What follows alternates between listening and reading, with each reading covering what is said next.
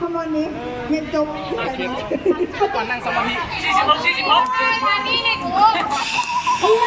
มีขอเจ็ดโอเคเนาะอ่ะเดี๋ยวเดี๋ยวคนนี้เนี่ยเอากลับเสื้อออกเลยเนาะผู้ใส่เสื้อใหม่เนาะชาวเจ็ด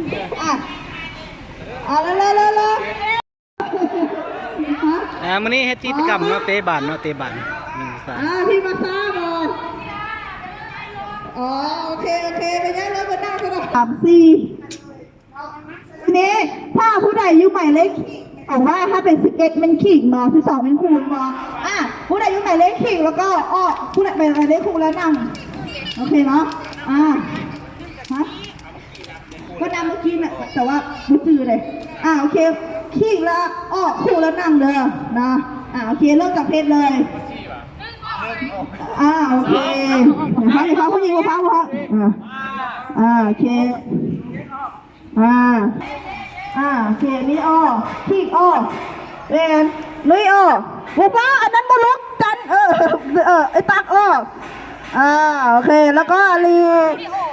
โอเคต้องไปฝนเนาะ2-4-6-8-12-14โอเคเป็นทีมเดียวกันและมาชิงนั่งนี่จะเป็นทีมเดียวกันและเกมที่เขาต้องเล่นก็คือเป็นเกมดึงเสื้อนะโอเค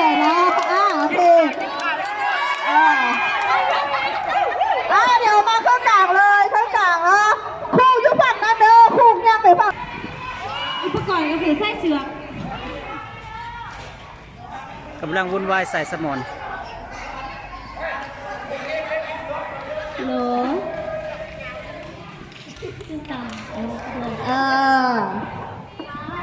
โหลโหล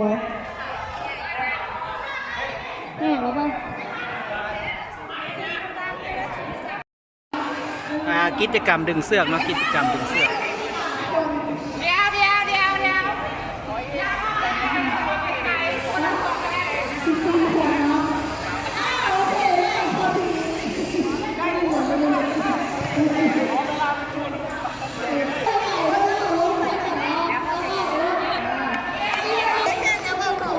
เหยียบข้าวมาเด้อ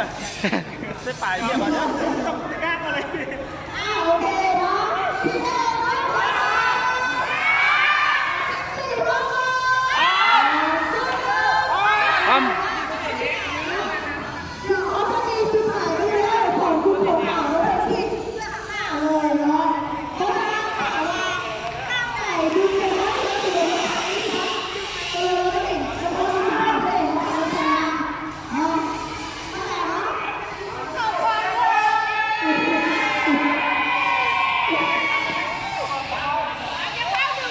โอเค1 2 3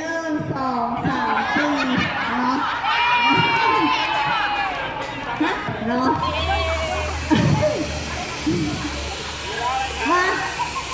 มายืนอยู่นี่ทีนี้เอาก่อนนี้มายืนอยู่นี่ก่อนทีมไหนทำเวลาได้มากที่สุดคือทีมที่ชนะโอเคอย่าตีกันเลยไกลโอเคนะ1 2 3ลง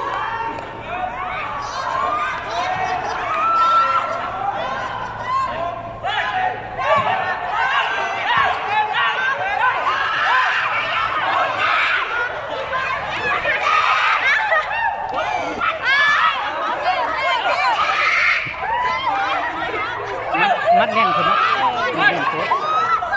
อยู่มัดแน่น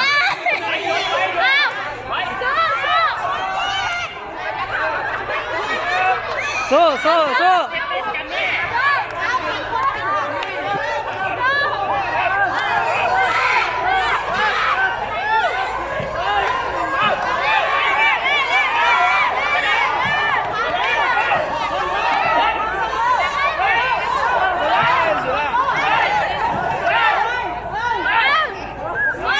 ยางสั้นยางยาวดิ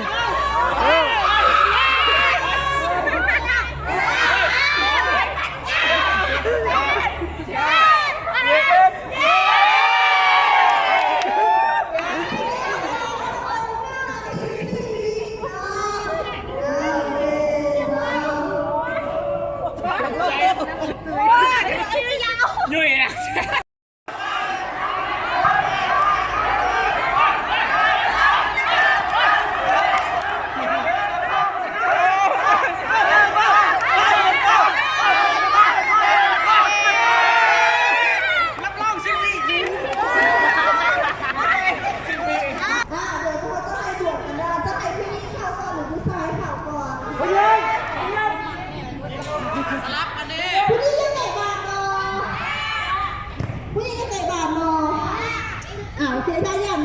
เนาะเรียนถามเป็นผู้หญิงผู้ชายไหม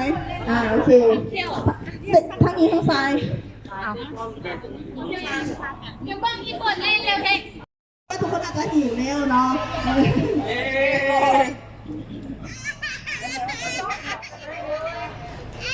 ปล่อยมันลดปล่อยมันลด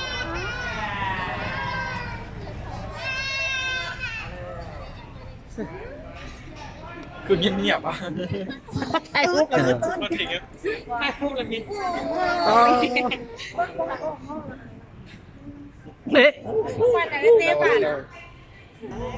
เคพร้อมแล้วพร้อมเนาะอันนี้ก็เป็นดาวสุดท้ายแล้วเนาะผู้ชายเพลงกันเนาะหรือว่าเพลงกันดีแล้วมาเป็นน้ำจิ้ม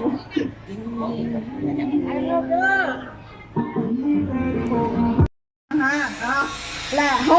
นอกจากว่ามาจากหลายองค์กรเพราะฉะนั้นแล้วเขาก็อยากให้แค่แบบอยู่ในองค์กรตัวเองเนาะเพราะว่าเขาอยู่ในเพราะนั้นเดี๋ยวเขาจะเริ่มนับเลขคี่กับเลขคู่เนาะคือ1 2แบบเมื่อกี้เนาะถ้าเลขคี่ให้นั่งเนาะเลขคู่ให้ยืนแบบนี้นะเนาะโอเค1 2ยืนนี้ยืนโอเคเลขคู่ยืนเลยเลขคู่ยืนเลยคู่โอเคโอเคนี่ขึ้นอันนี้ขึ้นเวลาผู้หญิงกับผู้หญิงนะ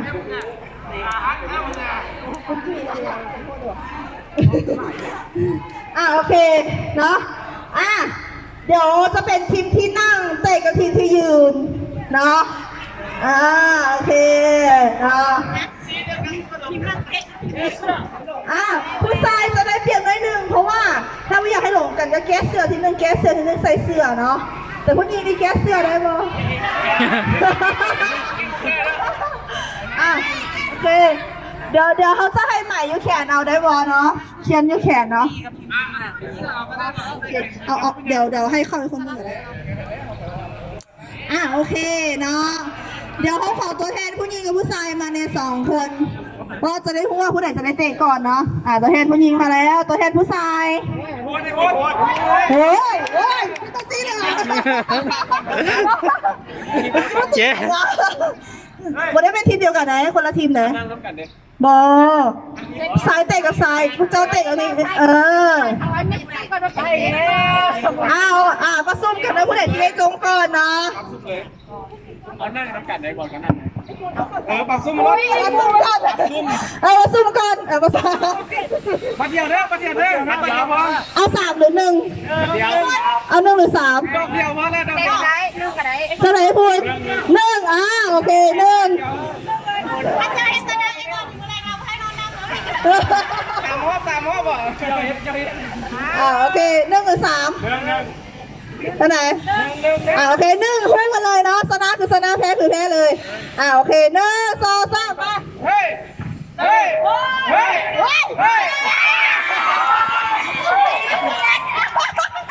ก็ได้ตรงนั้นผู้หญิงต้องเตะก่อนเด้อทีนี้เดี๋ยวอย่าฟ้าเตะผู้ใดที่นั่งเมื่อกี้นะเดี๋ยวมาหมายแขนกันเด้อเพราะว่ามันจะมาหลงกันเนาะโอเคผู้ใดที่นั่งเมื่อกี้ไปหมายแขนก่อนโอเคเขาต้องลงมาขอตอนนี้ผู้ชายผู้ต้องลงมาเลยแต่ว่าหันไปผู้ต้องมี